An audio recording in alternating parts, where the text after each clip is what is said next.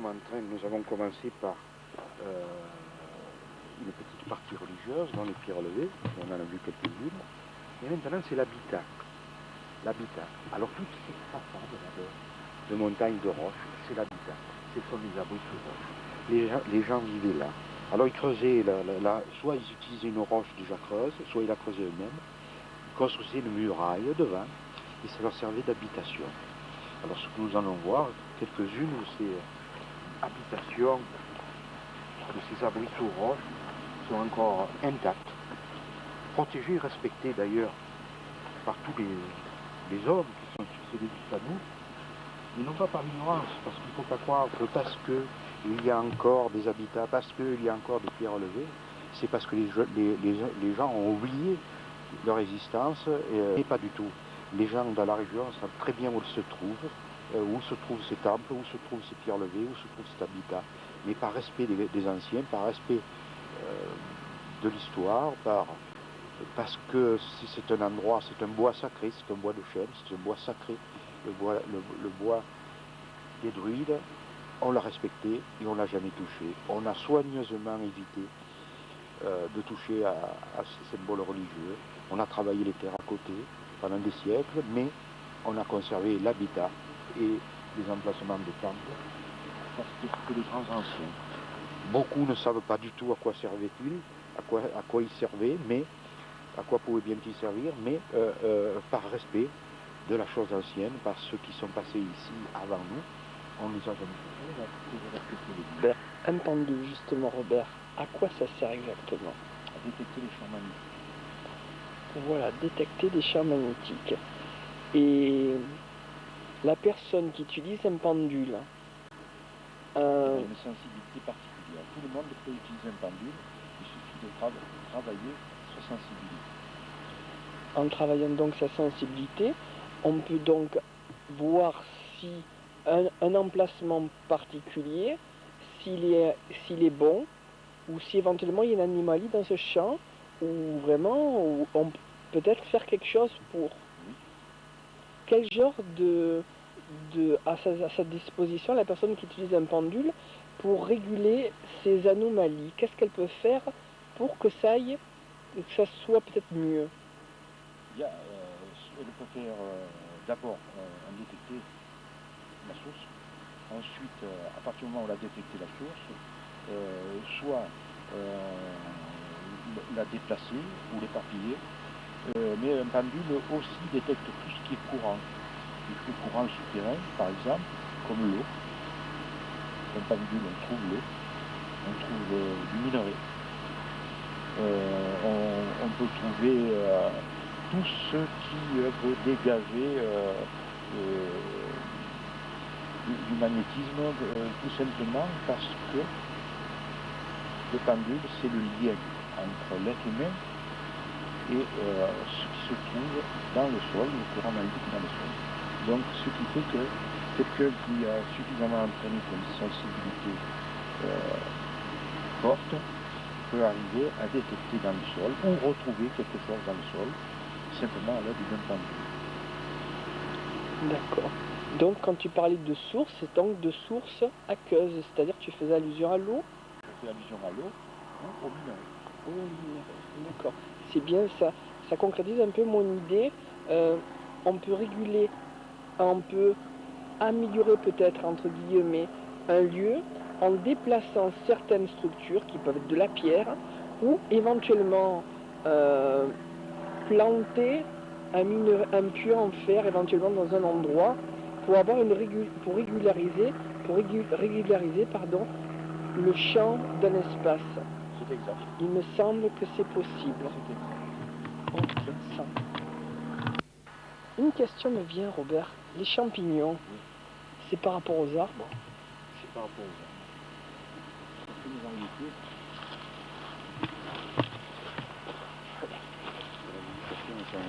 Et les lichens, c'est par rapport aux arbres?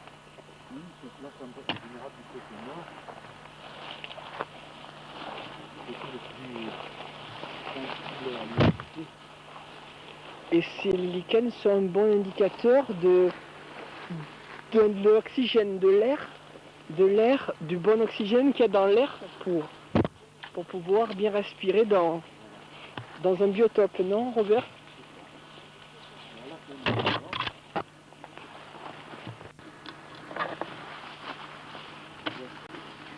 Évidemment, la maison continue loin sous la roche, parce que là elle était comblée par des détritus et de la terre. Hein. Donc la maison, elle était en abri sous roche, ce qu'on appelle. Donc si j'ai bien compris, on utilise une structure naturelle, Voilà. et on fait donc améliore. de chaque côté. On construit un mur Voilà. assez suffisamment épais pour qu'il se confonde avec la muraille, qu'il se voit point, et dans la végétation, de telle manière à être bien abrité. C'était très bien fait, c'était bien plat. Alors donc, elle s'en va très très loin dessous, hein, je veux dire. Là, nous sommes, je suppose, à environ 1,50 m au-dessus de son niveau réel. Hein. Donc, ça pouvait permettre à une famille de 34 personnes d'y vivre, en toute sécurité. À quelle époque exactement? À peu près. Bon, disons qu'à peu près, d'après ce qu'on peut trouver à l'intérieur, des bouts de poterie très anciennes, très non tournés, c'est-à-dire modelés à la main et brûlés dans un feu de bois, puisque elles sont en général de couleur noire. Et quelques silex, on peut dater ça d'environ 2500, 3000 ans, pas plus. Ou probablement plus tardif, mais je pense que c'est à peu près la date qu'on peut donner pour une simple raison, c'est que l'abri sous roche prouve d'abord que c'était sédentaire, donc ils avaient quitté le nomadisme et ils étaient donc placés de telle manière, installés sur un plateau pour permettre, disons, l'élevage, donc c'était des pasteurs. Et ce qui, on retrouve d'ailleurs quantité d'os de moutons, de chèvres aussi, ce qui prouve qu'ils étaient bien des pasteurs. Donc je pense que 2500 ans, 3000 ans, c'est un maximum. Alors 2500 à 3000 ans, ce serait le début donc de... Ça serait le début. De l'élevage. À mon avis, c'est dans notre région, c'est le début de l'élevage. À cette époque, Robert, est-ce qu'il y a d'autres ossements éventuellement qu'on aurait retrouvés, oui, d'animaux? Quel genre d'animaux il y avait à l'époque? Bon, on retrouve les mêmes qu'aujourd'hui. Des os de bœuf, de chevaux, de roc, qui était le bœuf de l'époque. Hein. Le roc qui a disparu en France au XVIIIe, donc c'est assez récent. Le roc était une espèce de vache? C'était un bœuf sauvage, oui. Et c'était originaire d'ici ou c'était... Non, c'était quand même à l'ensemble de la France. Mais je pense qu'il devait aussi avoir eu, je pense, des tentatives de domestication. On connaissait le cheval, on connaissait donc le mouton, la chèvre. Je pense qu'on trouve parfois des petits monticules d'os de bœuf, donc de roc, ce qui prouve qu'il devait plus ou moins soit le chasser dans la région, soit le domestiquer. Il y avait du gibier, quel genre de gibier il pouvait avoir? Est-ce qu'il y avait du gibier sûrement bien différent que ce qu'on a aujourd'hui? Et on y trouvait quand même pas tellement différents. Mais par contre, la chèvre sauvage, tout ce genre de gibier qui a disparu maintenant dans la région, était courant. Et je suppose en beaucoup plus d'abondance. Beaucoup plus abondant. D'abord, on utilisait les os pour faire des armes, des outils, des ustensiles de cuisine. Et ces familles qui vivaient là, elles avaient quel groupe social, quelle structure sociale elles avaient? Est-ce que c'était des familles qui se réunissaient? Est-ce que c'était des familles qui étaient éclatées, qui étaient dispersées? Qu'est-ce qu'on sait? Est-ce qu'on sait un petit peu, Robert? Là, nous venons de voir une maison. Hein. Bon, sur l'ensemble de la longueur, il existait environ une vingtaine de ces maisons. Donc il y avait une structure sociale, puisqu'ils s'étaient regroupés. Donc il y avait une structure sociale. Il y avait donc certainement sous le régime du patriarcat, c'est-à-dire c'est aussi une vieille tradition, ça, en Provence, le patriarcat, c'est-à-dire c'est le plus ancien qui décide. Ils étaient donc regroupés pour se défendre, se nourrir, et en même temps parce qu'ils avaient une grande structure sociale, probablement sur le patriarcat, parce que le système du patriarcat permet aussi un suivi de la famille et un suivi des connaissances.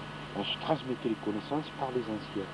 À l'inverse, par exemple, du matriarcat, où le patriarcat a l'air beaucoup plus évolué, puisqu'il y a un système de connaissances qui se transmet. C'est pas un système, comment dire, pas d'obéissance maternelle, mais je veux dire, c'est quelque chose de beaucoup plus, ça a l'air beaucoup plus évolué, le patriarcat. Le patriarcat, c'est pas du tout le matriarcat, c'est une obéissance à la mère, donc à la mère qui donne la vie, qui donne ce que doivent tous les enfants. Mais le patriarcat, c'est tout à fait différent et complémentaire. C'est-à-dire, c'est différent pour le Saint-Péressin, c'est que le patriarcat, il apporte la connaissance, disons, scientifique de la communauté, la connaissance culturelle, la connaissance agricole et militaire. Le patriarcat, l'homme, c'est l'homme qui fait la guerre. Donc les techniques étaient communiquées par les anciens. C'est l'homme qui cultive, mais c'est la femme qui ensemence. Donc les deux sont complémentaires, ne peuvent pas être dissociés. Ce qu'on sait sur les vieilles coutumes de ces habitats pastoraux, c'est qui aussi cultivaient un petit peu, dans la mesure du possible où ils avaient l'eau nécessaire. La femme étant féconde, c'était la femme féconde qui semait le blé pour qu'il soit encore plus fécond. La femme, donc, ensemençait la terre. Ensemençait la terre, parce qu'étant elle-même féconde, les anciens pensaient que le fait que ce soit une femme qui aime la terre, qui la féconde la terre, comme le féconde un enfant, c'était, disons, pour eux, une garantie sur l'avenir de la récolte. Donc, un signe de fertilité, un signe de fécondité. Est-ce qu'on peut voir la différence entre les deux, Robert? Entre la fertilité et éventuellement la fécondité? Il n'y en a pas de différence, je crois que c'est identique. Si on est sur un endroit où il y a des nappes phréatiques particulières, où on a de l'eau, est-ce que ça peut jouer éventuellement par rapport à ce que ce soit la femme qui ensemence? Lier éventuellement l'eau à éventuellement le rôle d'une femme, le rôle de la femme. Est-ce qu'on peut éventuellement porter une appréciation là-dessus? Je pense que le rôle de la femme, comme le rôle de l'homme, ici, sur ces tribus anciennes, sur ces communautés anciennes, était primordial, parce que l'homme étant par nature fécond, on laissait donc tout ce qui pouvait féconder, c'est-à-dire tout ce qui pouvait être fécondé, c'est-à-dire la terre, c'est-à-dire avoir des enfants, la famille et tout ça, ce rôle aux femmes. C'est comme l'eau, garder le feu, garder le patrimoine, parce que c'était le patrimoine, c'était le rôle de la femme. C'était un rôle primordial et non pas rétrograde. C'était un rôle aussi important que celui qu'avait l'homme de protéger la maison, comme de ramasser les récoltes. D'accord. Je viens de mettre. Ensuite, nous verrons une ou deux tombes. Après avoir vu le temple. Après avoir vu le temple. Et après, nous verrons aussi les gravures dans la pierre qu'on gravait il y a des centaines d'années. Les ancêtres, dont la signification nous échappe aussi d'ailleurs. C'est dessiné, les sculptures.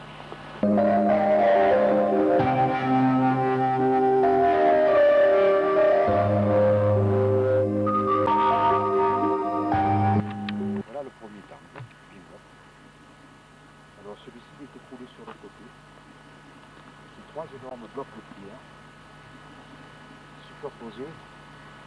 les uns sur les autres. Alors au sommet, il y a 2 ou 3 conques, comme tu vois, creusés dans la roche.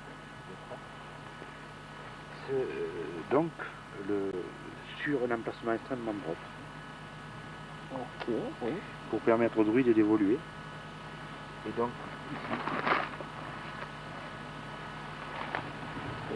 le druide faisait certainement brûler soit des huiles, soit des plantes aromatiques pour remercier les dieux ou pour les implorer. On y trouve souvent, on voit, caché un symbole religieux, une croix plantée dans un cœur. Pourquoi? Pourquoi sur tous les temples très anciens ligures on y trouve ceci? Eh bien c'est très simple, c'est que quand les chrétiens ont apparu ici dans le Midi, ils n'ont pas été en concurrence avec les druides. Ils ont été placés en amitié, c'est-à-dire que les deux officiaient au même endroit. C'est-à-dire que pour les premiers chrétiens, ce temple était un temple de Dieu, leur Dieu. Ils avaient placé pour les premiers chrétiens un symbole chrétien. Ici où nous voyons une croix avec un cœur gravé, on le voit très bien. Donc symbole des premiers chrétiens qui ont utilisé comme un site religieux, comme une église, ce temple ligure. Le symbole de la croix, Robert, ça remonte à quelle époque? Aux premiers chrétiens. Avant, il n'y avait pas de croix. Avant, il n'y avait pas de croix. Et le cœur? Mais pour utiliser les deux lieux, par les premiers chrétiens et par les druides ont permis qu'on grave une simple croix dans la pierre. Et le cœur, Robert, c'est quelle époque, le symbole le du cœur, cœur? c'est de tout temps. Le symbole du cœur, c'est tout temps. C'est la croix dans le cœur, c'est la croix religieuse qu'on garde pour toujours en soi. C'est de tout temps. Donc ce genre de choses, on le trouve de toute époque. Mais à un certain moment, par exemple à la guerre de Vendée, tout ça, on l'a utilisé comme emblème, un emblème religieux, un emblème d'insurrection, un emblème de bataille. Donc on plaçait la croix plantée dans le cœur. Mais on le trouve, la croix et le cœur, on le trouve au temps les plus anciens. C'est une croix qui est plantée dans le cœur ou qui transperce le cœur? Qui est plantée dans le cœur, ne transperce pas. Le cœur ne saigne pas. Très bien, Robert. Ensuite, sur l'emplacement où évolue le druide, curieusement, on y trouve pratiquement sur tous les temples 3 trous. 3 trous. Alors ces trous sont suffisamment profonds pour pouvoir être plantés des bâtons à l'intérieur. Alors est-ce qu'il y avait là des bannières? Est-ce qu'il y avait là un support pour, par exemple, une petite table ou un support d'offrande? Ou alors, comme on a découvert à Entremont et à différents endroits, un support pour mettre des têtes des ennemis vaincus, qu'on plaçait sur des pics ou qu'on plaçait au linteau des portes. Ou parfois sur les temples eux-mêmes. Ces têtes, c'était pour les Ligures, la tête de leur ennemi, c'était pas. Les Ligures étant des pasteurs et non pas des guerriers, ils pensaient, en plaçant la tête de leur ennemi sur le linteau de leur porte ou proche des temples, ils pensaient tout simplement s'approprier leur force. Parce que les Ligures étant pas